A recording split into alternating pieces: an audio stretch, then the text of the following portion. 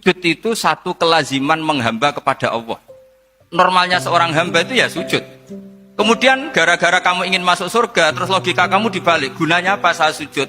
Ternyata saya masuk neraka. Itu pertanyaan yang benar-benar bodoh dan itu menjadikan Allah benci. Logikanya dibalik begini. Ini saya ngomong serius karena ini bentuk kemenangan saya. Ini bentuk kemenangan saya. Saya berkali-kali ngomong di kota pelajar di Jogja karena banyak pengujinya juga. Bukan sekedar pendamping tapi penguji. Banyak yang profesor, bukan sekedar dokter, banyak yang profesor.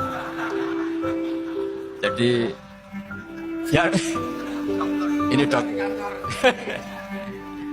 Begini, saya pernah ditanya sama seorang dosen, Gus, saya ini ngaji hadis banyak, tapi ada yang saya tidak paham, yaitu mangkola la ilaha illallah dakhalal jannah, ada kalimat wa in zana wa in saroko. Meskipun pernah zina, pernah maling. Ini kan seakan-akan mentoleransi perzinaan dan pemalingan. Terus saya bilang, oh makna hadis itu seperti ini. Jadi kebenaran absolut, kebenaran yang mutlak itu tidak akan terganggu oleh status perilaku seseorang. Saya berkali-kali memberi contoh.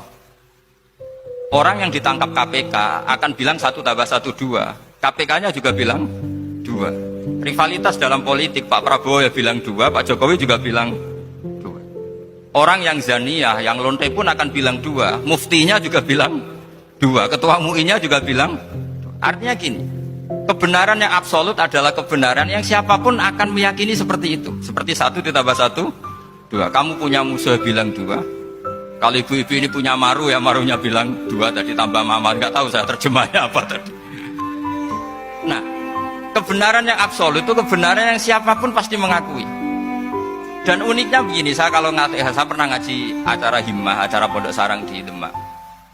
Kalau kamu bilang 1 ditambah 1 menjadi 2, untuk mengatakan 2 itu kamu butuh hadiah enggak? Mereka semua jawab enggak. Kita semua juga saja mengatakan tembok itu putih. Kenapa? Karena memang putih.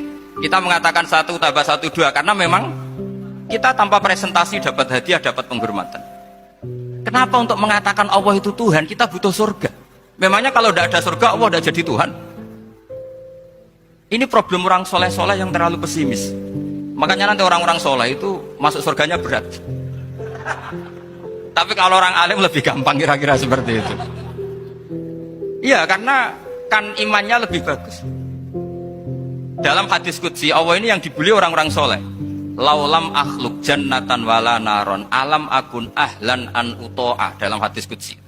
Kalau saja saya tidak menciptakan surga dan neraka, apa saya tidak jadi Tuhan yang perlu ditaati? Apa kalau kamu tidak saya kasih uang 1 juta terus bilang 1 tambah 1 11? Enggak kan? Tetap bilang berapa? 2. Kalau kebenaran absolut yang 1 tambah 1 kamu bilang 2 meskipun tanpa mendapat hadiah, kenapa untuk bilang Allah Tuhan kamu butuh hadiah surga?